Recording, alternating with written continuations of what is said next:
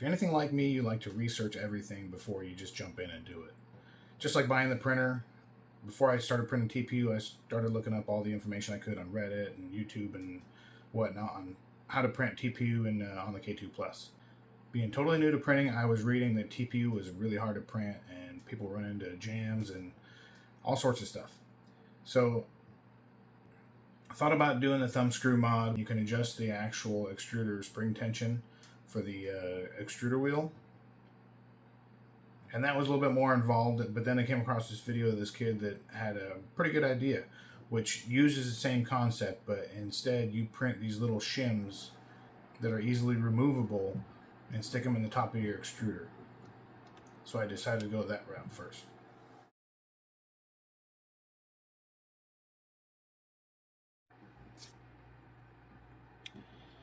These are the spacers from the kid's video that was pretty good. I initially started out with different sizes. I make sure to mark them because they're really hard to tell. Unless you got a digital mic to actually measure those, it's kind of hard to decipher which one is which. So I made sure to mark them right after I printed them.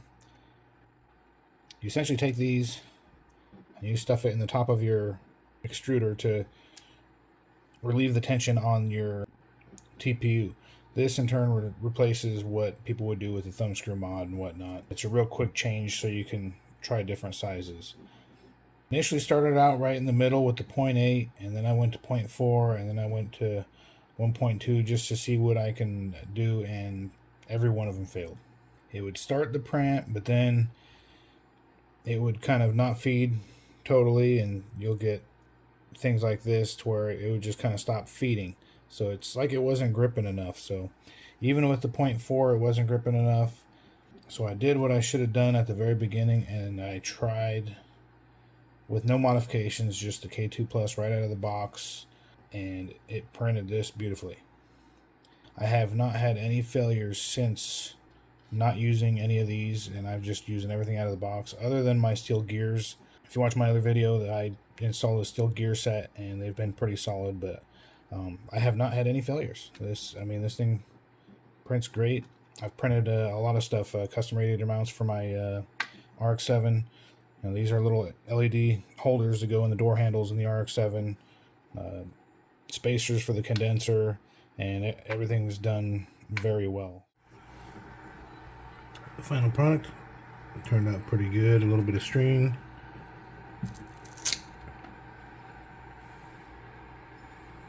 But this is the standard settings out of the Creality slicer, and in the end I ended up not using any of the spacers. So out of the box it seems to work the best.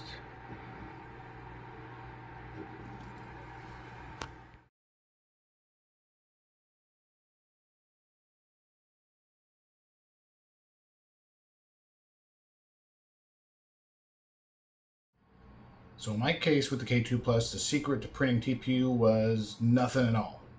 I actually cost myself some time trying to do these mods first before even trying to print TPU at the printer in general. So the secret, not so secret formula to printing TPU for me was just trying the K2 Plus out of the box. Now the TPU I was using is Creality's TPU, so I don't know how well this thing's going to print with other manufacturers' TPU, but I didn't really see any price difference or reason to go with a different manufacturer TPU. This was a pretty good price on Amazon, and I'll probably stick with it unless I see any reason not to.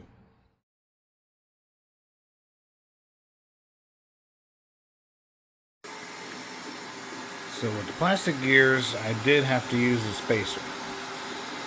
And even at that, I'm still having to tune it. You can see it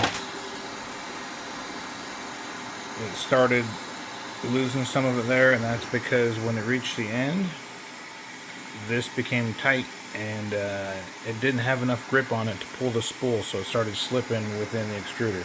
The second I gave it some slack, it started printing again. So I need to step it down at least one shim and retry and see if it's going to pull from the spool.